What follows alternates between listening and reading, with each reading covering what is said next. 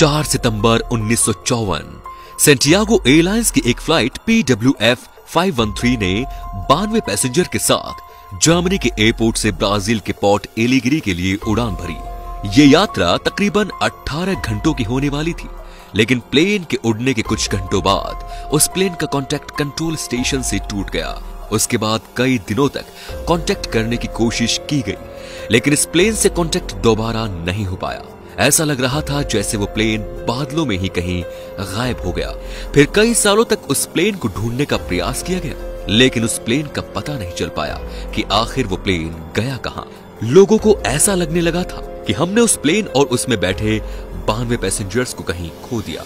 इस घटना के कुछ महीनों बाद सैंटियागो एयरलाइंस को हमेशा के लिए बंद कर दिया गया, लेकिन फिर भी कई सालों तक इस प्लेन को खोजने की कोशिशें जारी रही, पर न तो इतने सालों में प्लेन का पता लग पाया और न ही उसमें बैठे 92 यात्रियों का।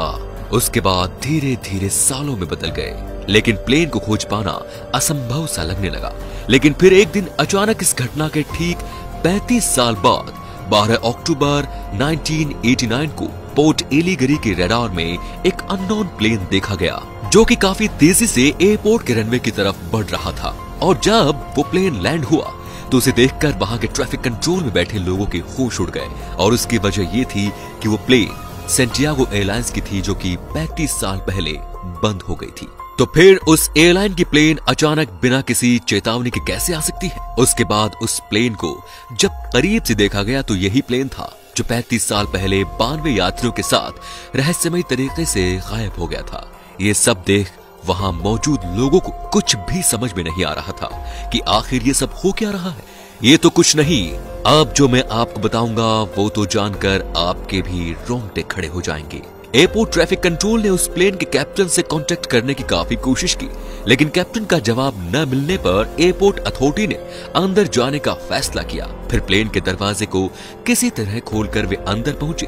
उसके बाद उन लोगों ने जो देखा वो देखकर उनके पैरों तले जमीन खिसक गई, क्योंकि प्लेन में इंसानों की जगह इंसानी कंकाल मौजूद थे, जो कि अपनी अपनी सीटों पर सीट बेल्ट से बंधे हुए थे।